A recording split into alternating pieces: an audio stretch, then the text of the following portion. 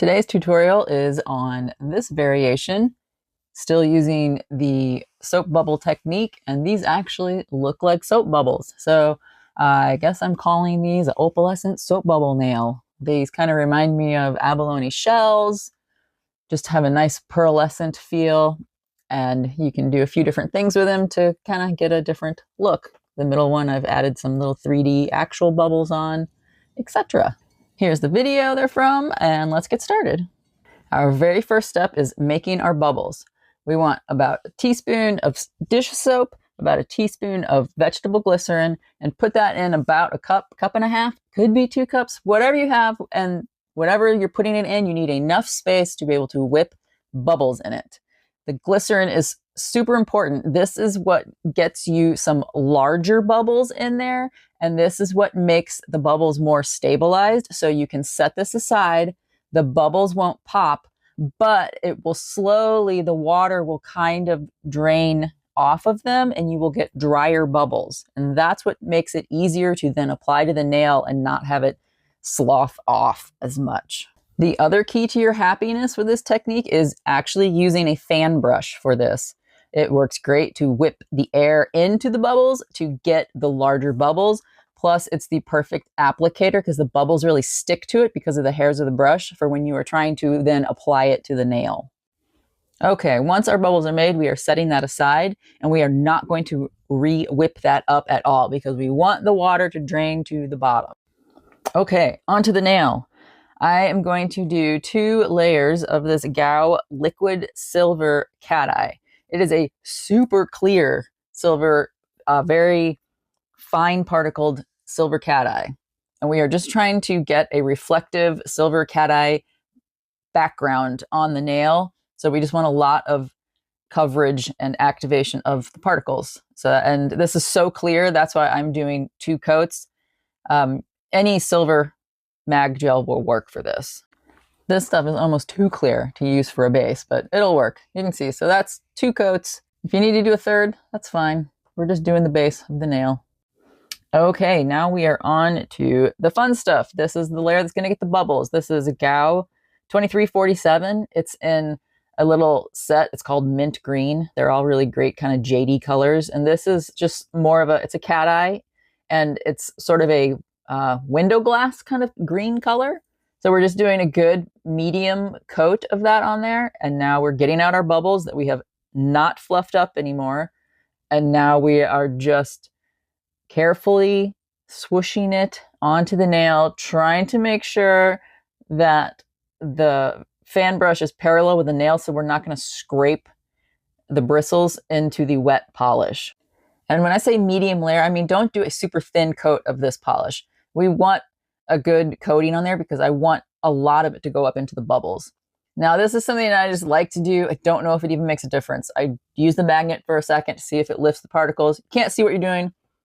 And then I put it and I do a full cure on this. And this is what we should have. And you will notice the polish has been sort of sucked up into those bubbles when we put the bubbles on there. And we sort of have these little hairs sticking up off the top. So what we want to do now, you can clean it off with a little bit of rubbing alcohol if you want. Your little cloths are going to stick to all the little fuzzies sticking up. So do your best.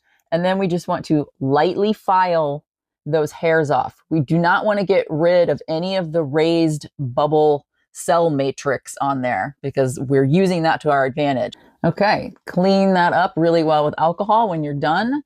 We don't want all the dusties in there. And this is what it should look like. And now we are going on to the step that gives this particular variation its signature look. We are getting out the alcohol inks. I am using a white and a blue, just a tiny bit of a blue. And I want these very diluted.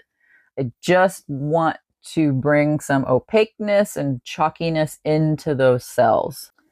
So I am just getting a little bowl of acetone off to the side and going in and just really sloppily painting it in there so it's getting into the cells and then really diluting it. So I just want to wash. And if it catches in some of the edges and corners, that's Great. I just want some interest. I don't want it completely opaque. I'm going to go in and just add some touches of the blue already mixed in with some white. So this is just a pale, just slight tone change, just again for interest. Also, I don't really like my little set of alcohol inks. I just got a cheapy Mizhse set and they're kind of, I need to get some better ones. Anyway, this is just what I have. This nail that I'm working on in this video is a fairly heavy-handed application of the alcohol ink, just so you know. Since some of the other ones, you don't have to cover the whole surface. You can kind of just do some swirls in there, just so you know. And this is what we should have. And now we're just going to go in and we're going to highlight a few cells with some silver mag gels. And I'm just going to use 2 different ones that have different particle sizes. Again, just for some interest and sparkle. I'm going to go in with the Aurora Queen. I can't remember the name of this collection. It's the Moonlight collection, I think. Something having to do with the moon. This is number 19, and it's just one of the finer particled ones.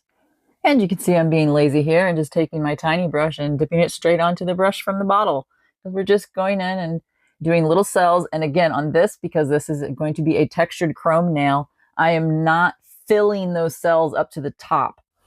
I want to use as little gel as possible and still have it react to the magnet.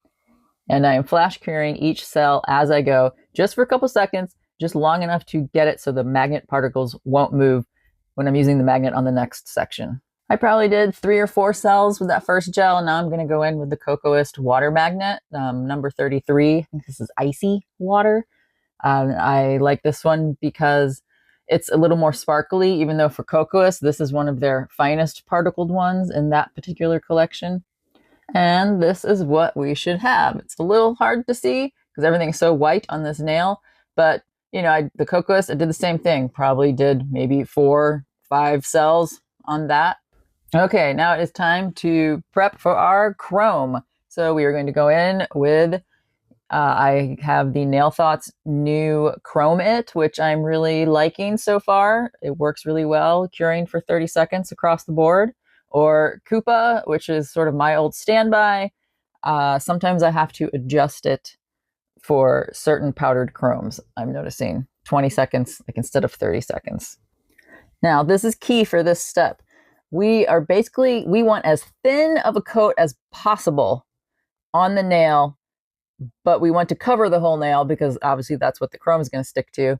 So I'm wiping some on and then I'm just stabbing it into all of the little cells. And I'm just trying to smush it around, making sure, like looking at it in the light, making sure that I still have really nice sort of craters going on with that cell matrix. And doing this will put a huge amount of micro bubbles that are all stuck in your applicator brush. So if you are looking at the black bristles and you're like, what is that? That's what that is. That haziness or weirdness, it's tiny, tiny air bubbles.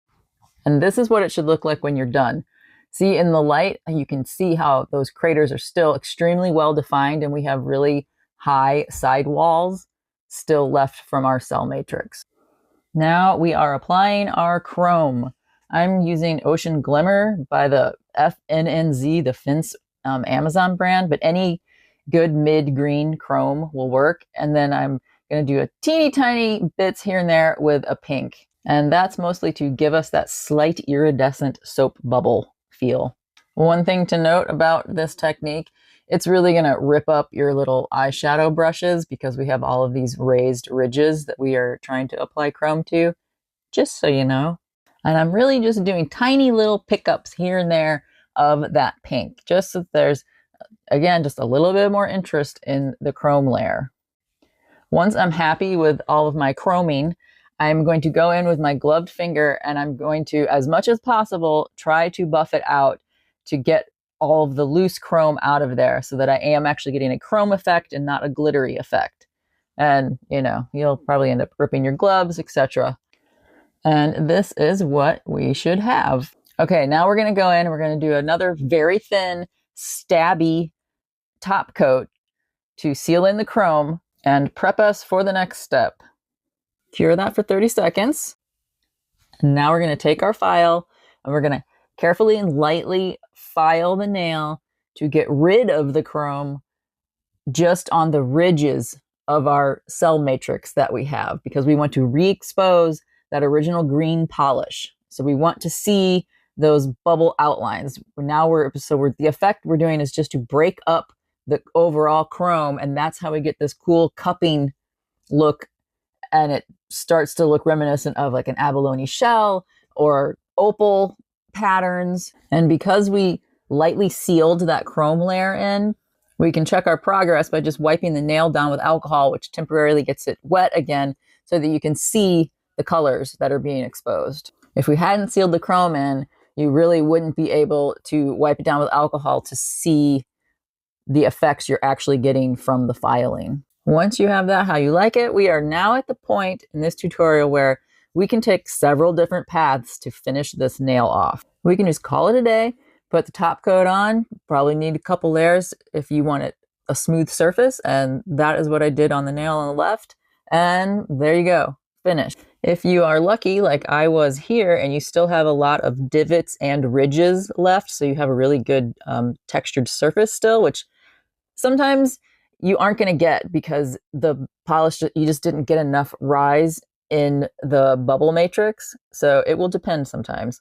But if you do have this left still, you could always go in with a secondary chrome and sort of do some highlights with another chrome, and then you can still file it back again and then do a top coat. And I know what you're thinking. Why don't we use some blue chrome for highlights? I know, I keep wanting to do it too, but when you use blue chrome on a nail like this, the nail starts to reflect yellow back at you. And I've just popped the video back in, and you can see it's that lower nail has the yellow reflecting back, and it looks super cool. It's just, it's getting away from the soap bubble look. So that's just another variation you can do. This is also one of the reasons I like to put some blue alcohol ink in the nail, because blue feels like such a natural addition to it, but you can't do it with the blue chrome and keep that greeny soap bubble look. So here you can see I actually ended up wiping that blue chrome off and then just did the top coat and kept this a simple one. And the last little variation you can do on this, or at least that I'm showing, there's lots of other variations you could come up with. You can just put some 3D water droplets on it with, whatever you have, a pudding gel, a thicker top coat, and flash cure each one. And you can see how cute that looks, especially on the nail on the left is a nail that I had a lot of tinier bubbles on, and the little 3D bubbles just fit in perfect with that. And then what I also did on this one was I went back with a teeny tiny bit of a pink based chrome and just did a tiny little touch of the chrome just like on the top of the bubble to just give it a little more of that iridescent bubble effect. And here are all of our variations, and we are finally done. Hopefully all of the variations at the end weren't too confusing, and have fun making some bubble nails. Thanks for watching again.